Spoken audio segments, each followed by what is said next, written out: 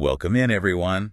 Today, we're diving into something I think we all do, right? Yeah. Checking our phones first thing in the morning. Right. We're going to unpack some research on how this impacts our brains and explore some practical hacks to hopefully transform your day a little. Yeah, I'm excited to dive in. Me too. It's amazing how such a seemingly small habit can have this ripple effect on your entire day. I know, we're all guilty of it. Yeah. But what's actually going on, like, in our brains when we do that, when we reach for the phone before we even, Yeah. get out of bed? Well, the research paints a pretty clear picture, and it's not necessarily one that, we want to hear.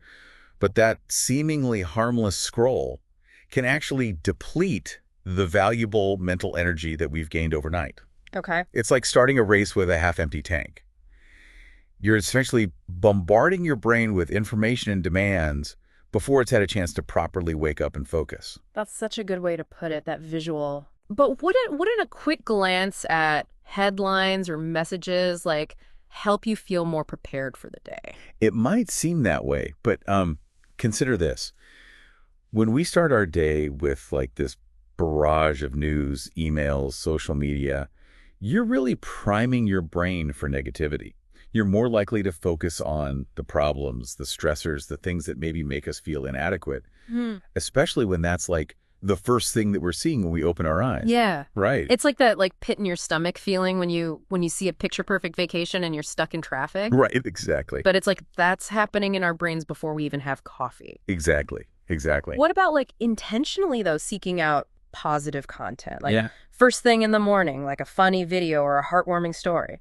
Sure, those can provide a temporary mood boost, but relying on them for motivation isn't really a sustainable strategy. Think of it like reaching for like a sugary snack instead of a balanced breakfast.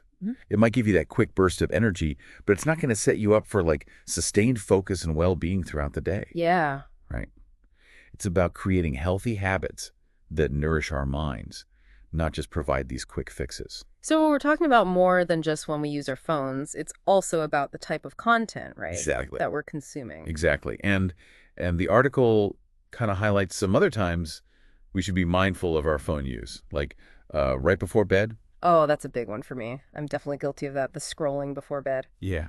Why is that so bad? I mean, I feel like I've heard that it messes with your sleep. It does. Yeah. So we know that the blue light from our devices disrupts our sleep patterns. Right. Right. By interfering with the production of melatonin, which is the hormone that regulates our sleep-wake cycle. But beyond the blue light, that engaging content keeps our brains buzzing. Right. When we should be winding down. Yeah. Right. Yeah. Imagine trying to fall asleep after watching like an action movie. Right. Your brain is still like processing all those exciting visuals and sounds.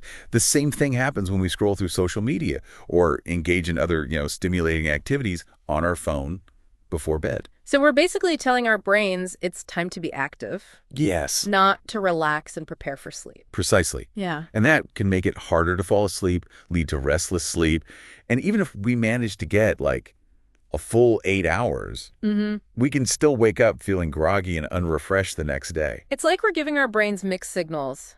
Time for bed, but oh wait, first let's just squeeze in a couple more hours of work. Exactly. No wonder so many of us have trouble sleeping. It's true. And that lack of quality sleep has, repercussions far beyond just feeling tired, right? It can impact our mood, our focus, our decision-making, even our physical health. Yeah. It's amazing how interconnected everything is. Yeah. We often don't realize how much our everyday habits, especially our technology use, how much that impacts our well-being. Absolutely. And speaking of habits, Yeah. the article also mentions at another time we might want to reconsider our phone use, and that's during meals. Yes. You touched on this earlier, like the multitasking with food. Right. I am so guilty of scrolling while I eat. Yeah. Sometimes it's just a mindless habit, but Sure. I'm guessing it's not doing me any favors. You're right to question it. Research actually shows that when we use our phones during meals, we tend to eat faster Okay. and consume more than we normally would because our brains are just distracted. Right. We're not fully paying attention to the taste or the texture or the smell of our food. Oh, interesting. And we're also not registering our body's natural fullness signals. So it's like our brain can't focus on enjoying the food and recognizing when we're full at the same time. Exactly. Okay. And this can lead to overeating, digestive issues, and even just a diminished enjoyment of our meals. It makes you realize how much we're missing out on when when we bring our phones to the table. It's true. There's something to be said for savoring our food, being present in the moment, Yeah. and connecting with those around us Yeah. without the distraction of our devices. Well, you've definitely given me some food for thought. No pun intended. But okay, let's talk solutions. Okay. The article offered some great, practical advice or what they called hacks Yeah. for creating healthier tech habits. Right. One that stood out to me was the suggestion to wait to check your phone until you've at least left the bedroom. Yeah. Or even better, step outside for a bit. Have you tried that? I have, and it's remarkable how much of a difference such a small change can make. Yeah. There's something incredibly grounding about physically stepping outside, connecting with your immediate environment before kind of entering that digital world. Right. It's like hitting the reset button Yeah. before the day's digital overload begins. I love that visual. I love that analogy of giving yourself that buffer zone Yeah. between waking up and then, diving into the demands of the day. So instead of immediately checking your phone and reacting to messages or emails, you're giving yourself a chance to just breathe, Right. be present, Be present. maybe even enjoy the sunrise if you're up early enough. Exactly. And it's not just about avoiding the negative. It's also about inviting the positive.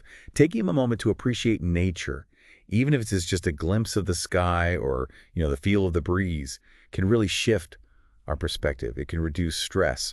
It can just set a more positive tone for the day. Yeah. Yeah. And it doesn't have to be a big, production. Yeah. You don't need to go for a hike in the woods or anything. Just a few minutes of fresh air and sunshine can truly make all the difference. The article even mentioned that simply standing up straight can improve your mood. Oh, yeah. What's the science behind that? That's a great example of how our physical posture can actually influence our mental state. Interesting. Embodiment theory suggests that our physical posture influences our emotions and even our cognitive abilities. Yeah. Think about it.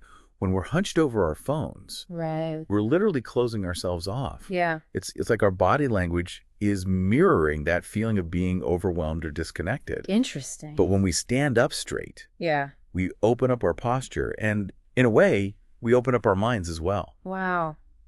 It's amazing how much our bodies and minds are connected. They are. But okay, we were talking about practical hacks. Right. What about media journaling? Yeah. The article mentioned that. I wasn't really sure what that was. Yeah. So media journaling can be a really powerful tool for raising our self-awareness around our technology use. It's about paying attention to our habits, identifying our triggers, and noticing how our technology use makes us feel. And I want to emphasize, it's not about judgment. It's about information gathering. Okay. So how does that work? Do you literally just write down every time you check your phone? You could. Yeah. It's really about what works best for you. Some people find it helpful to use a physical notebook. Okay. Others prefer to use a tracking app on their phone. Right. And some people even use voice memos to record their observations throughout the day.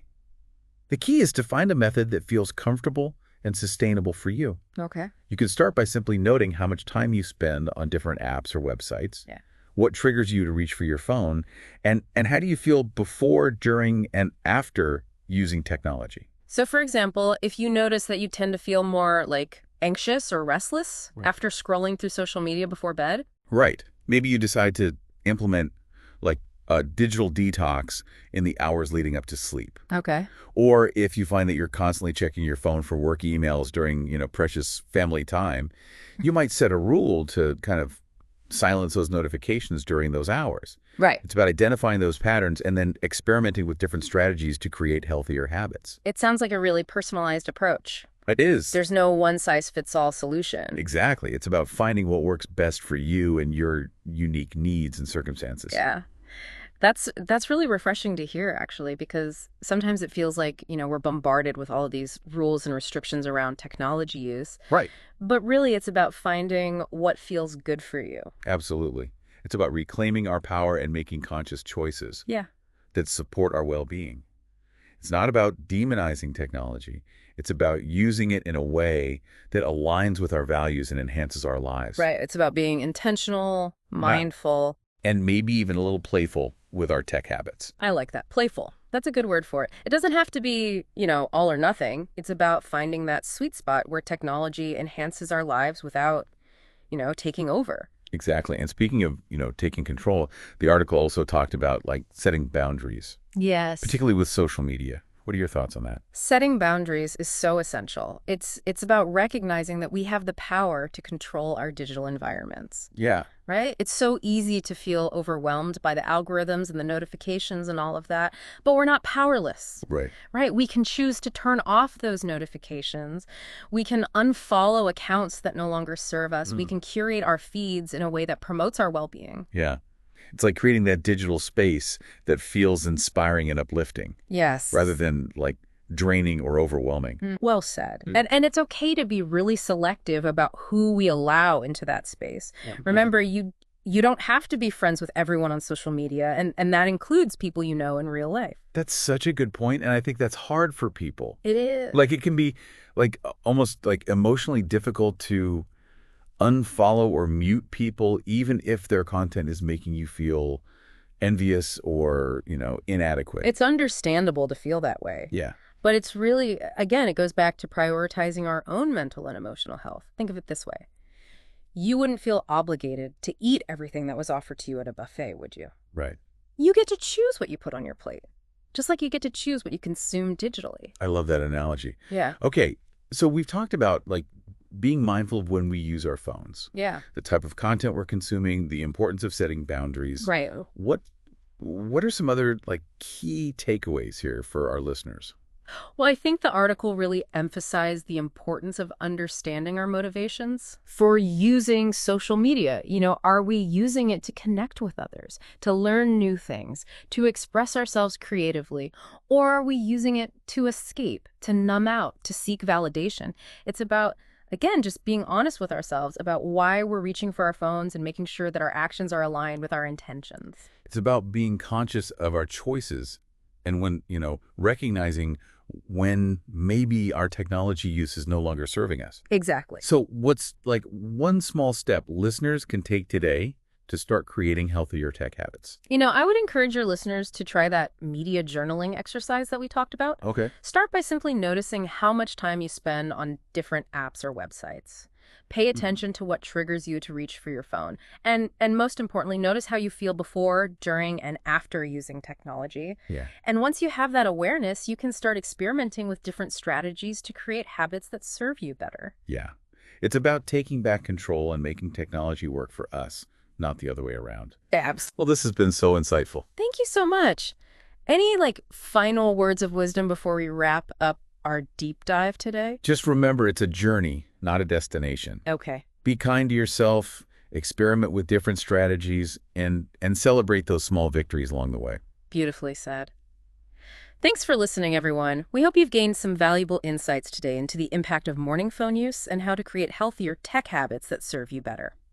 Now, as always, we'll leave you with a question to ponder. If you could design your ideal morning routine, what role, if any, would technology play? Until next time.